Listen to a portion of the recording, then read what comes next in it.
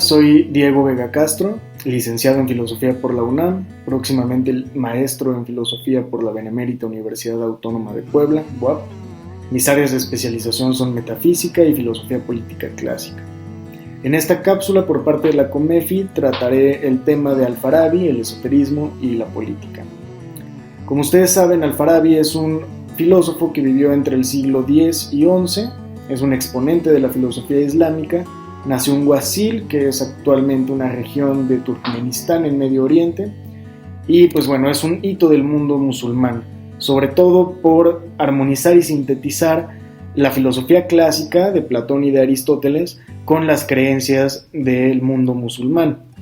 Averroes, filósofo árabe también, y Maimónides, filósofo judío que después se convirtió al Islam por cuestiones políticas, lo consideran Al-Farabi como el segundo maestro.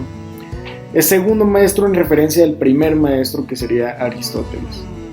Vale la pena decir que el mundo islámico tiene un gran papel en la recepción de la filosofía griega, especialmente la de Platón. Platón fue, digamos, la figura central para el Islam como Aristóteles lo fue para el cristianismo. Por ejemplo, ya para el siglo X había una gran parte de obras traducidas al árabe de Platón, aunque no tantas de Aristóteles. Por ejemplo, los musulmanes no conocieron y no comentaron la política de Aristóteles, como sí encontramos ya para el siglo XIII por lo menos 7 comentarios a la política de Aristóteles. El libro del que quiero hablar en esta cápsula se llama La filosofía de Platón y de Aristóteles, de Al-Farabi. No hay una traducción al español hasta ahora. La, digamos, edición más importante o de las ediciones originales es del árabe al latín, que de hecho es con la que trabaja Leo Strauss en uno de sus ensayos más significativos al respecto. Y ahora tenemos una versión traducida al inglés de 1962 por Muhsin Mahdi, también un gran estudioso de Al-Farabi. Pues bien, el libro consiste en 3 partes. La primera se llama La consecución de la felicidad, que en inglés han traducido como The Attainment of Happiness, y no debe confundirse con otra obra de Al-Farabi que se llama El camino de la felicidad, que sí tenemos traducción al español por Ramón Rafael Guerrero en Editorial Trota. Y la segunda parte se llama La filosofía de Platón, sus partes, los rangos del orden de sus partes desde el inicio hasta el final, que es un título bastante extenso, dado lo breve que es esta segunda parte. La tercera se llama simplemente La filosofía de Aristóteles. Ahora, ¿por qué esta obra es importante o por qué tiene, digamos, un papel más principal en comparación con otras obras de Al-Farabi? La primera es que no es explícitamente política, no es a comparación de otras obras de Al-Farabi como La ciudad ideal o los comentarios a la República o estos textos más o menos breves sobre la religión, que son explícitamente políticos o tratan sobre el carácter político de la filosofía. En este caso no encontramos, al menos no manifiestamente, eso. Una segunda razón es que no intenta armonizar el pensamiento de Platón y de Aristóteles, como sí lo intenta en otras obras, específicamente en aquella que se llama La armonización de las dos opiniones de dos sabios, el divino Platón y Aristóteles.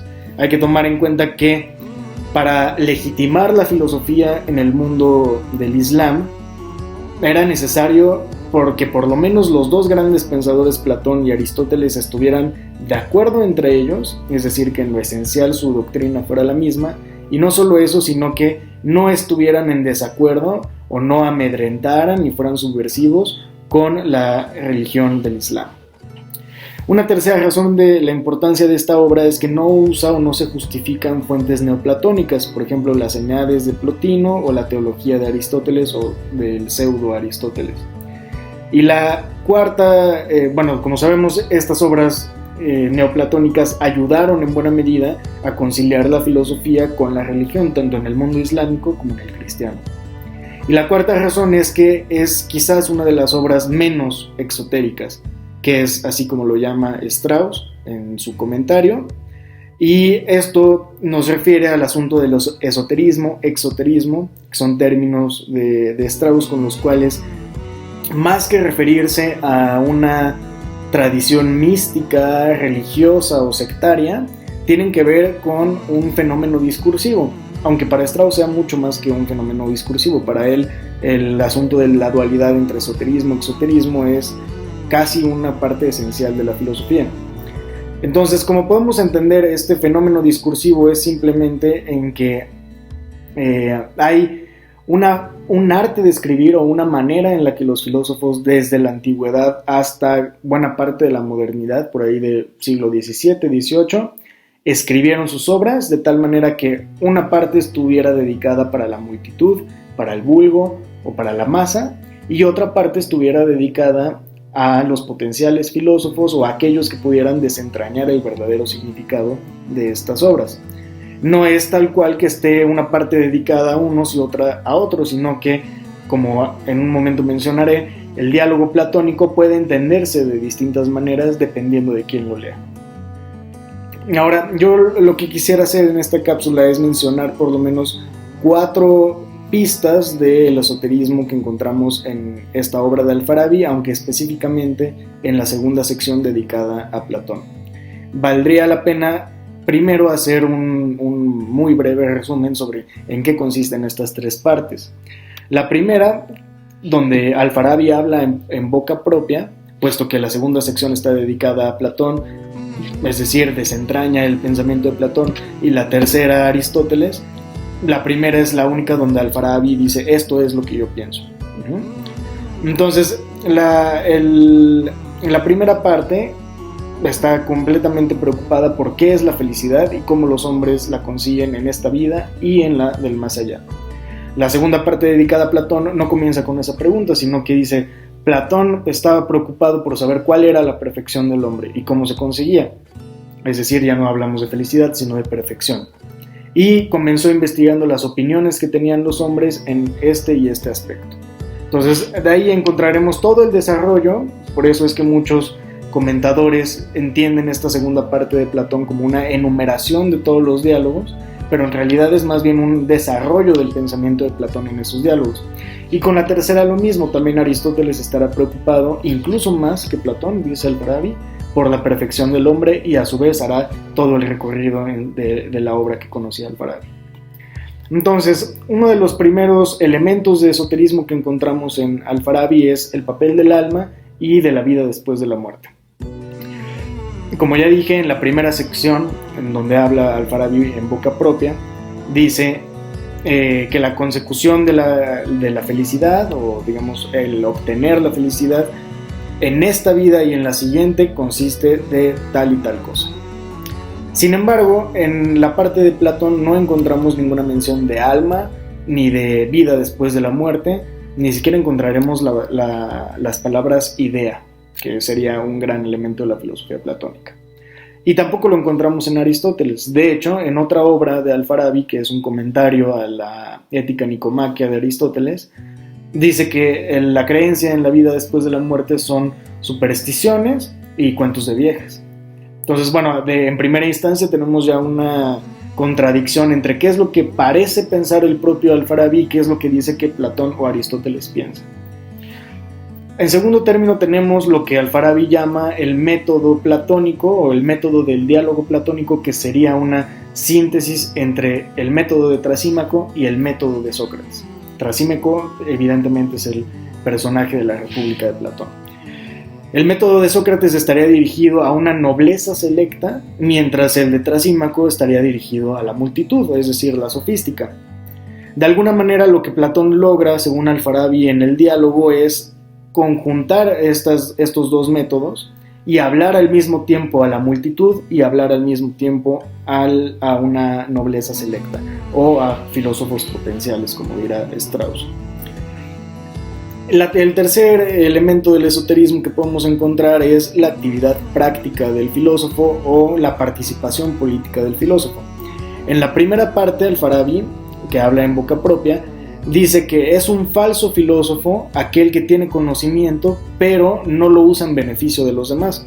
Es decir, que no mueve a la ciudad o a las naciones hacia la virtud.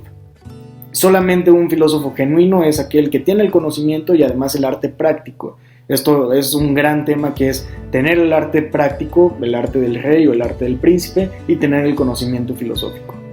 Sin embargo, esto es contradicho al final de esta misma primera parte, cuando Al-Farabi dice que el filósofo es un filósofo incluso si no se le escucha, incluso si no participa en la política, porque los ciudadanos no lo toman en cuenta o no están siquiera dispuestos a escucharlo.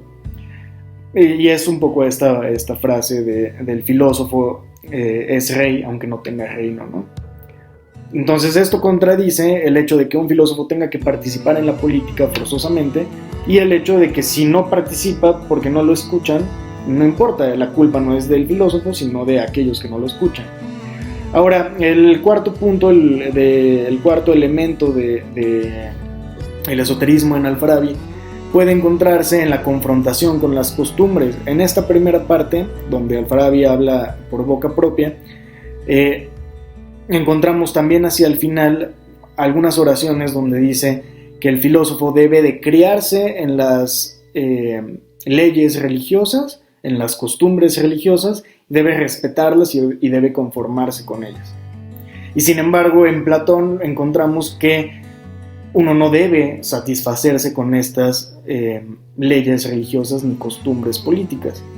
Por el contrario, de hecho, el final de la segunda sección de este libro, dedicada a Platón, es bastante violenta. Termina diciendo que Platón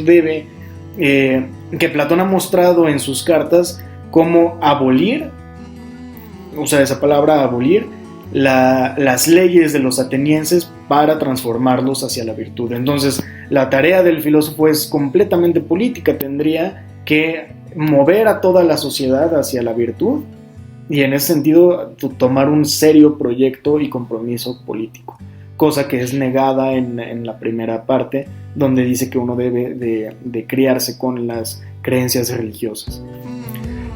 Ahora, esto es sumamente importante. Lo que hago es simplemente dar algunas pistas sobre lo que podríamos considerar el esoterismo, porque uno podría pensar simplemente que unas son las opiniones de Al-Farabi y otras son las opiniones de los filósofos que él trata. Entonces, en ese sentido, no tendría por qué Al-Farabi estar de acuerdo con lo que pensó Platón o con lo que pensó Aristóteles. Sin embargo, en este desarrollo que va haciendo de los diálogos platónicos, en alguna parte dice: después de haber investigado todo lo que la multitud creía y los hombres en general creían que era la perfección del hombre y cómo se llegaba a ella, Platón no se satisfajo con ninguna y tuvo que dar por sí mismo su arte y su ciencia y su modo de vida, ¿no? La ciencia es la filosofía, el modo de vida es el arte del príncipe o el arte político. Entonces, el hecho de que Platón tenga que dar por sí mismo y sin valerse ya de las opiniones de la multitud su versión de cómo se consigue y cuál es la perfección del hombre, nos puede hacer pensar que Al-Farabi consideraba que las enseñanzas de Platón eran las enseñanzas genuinas, las enseñanzas verdaderas. Y en ese sentido, lo que dice Al-Farabi en boca propia es una manera de dirigirse ortodoxamente a sus lectores, a la sociedad musulmana, usando otro autor, en este caso Platón, para mostrar qué es lo que realmente piensa. Y en ese sentido, digamos, quien está diciendo esto es Platón, no yo. O un poco como dice Platón, el propio Platón en la carta séptima, es: mis diálogos no se puede decir qué es lo que yo pienso, sino en todo caso que eso es lo que pensó Sócrates. Entonces, bueno, en algún sentido Al-Farabi se vale exactamente del mismo recurso para hacer esto. Y finalmente, el pensamiento de Al-Farabi y notar el papel del esoterismo, en este caso en esta obra, aunque en general en la tradición filosófica, es sumamente importante por varias razones. La primera es que la concepción tradicional que tenemos de Platón es una concepción muy distinta de la que tenía Al-Farabi. Al-Farabi ni siquiera menciona a las ideas platónicas, no menciona sus mitos y no menciona lo que nosotros consideraríamos como la parte más importante de la filosofía de Platón. Y por otra, el redescubrimiento del esoterismo, en este caso en Al-Farabi, pues nos puede hacer entender un plano completamente político en el cual se desenvolvió la filosofía antigua y la filosofía medieval, que quizás hoy no nos es tan evidente. Y esto es muy manifiesto en el hecho de que la parte de Platón, que según Strauss es la más escondida por estar en medio, es sumamente breve y parece una enumeración de los diálogos de Platón. Es decir, no resulta interesante o uno pensaría que no encontrará algo, digamos, filosóficamente valioso en esa parte del libro. Y por el contrario encontramos que de hecho lo es. Bueno, pues ese es el tema de esta cápsula. Les agradezco por escuchar y eso es todo. Bibliografía básica sugerida: Al-Farabi, Philosophy of Plato and Aristotle, traducido por Muhsin Mahdi, Estados Unidos, The Free Press of Glasgow, 1962. Al-Farabi, El Camino de la Felicidad, traducido por Rafael Guerrero, Madrid, Trota, 2012. Leo Strauss, El Platón de Farabi, en El Filósofo en la Ciudad, editado por Claudia Hilf, Buenos Aires, Prometeo Libros, 2011.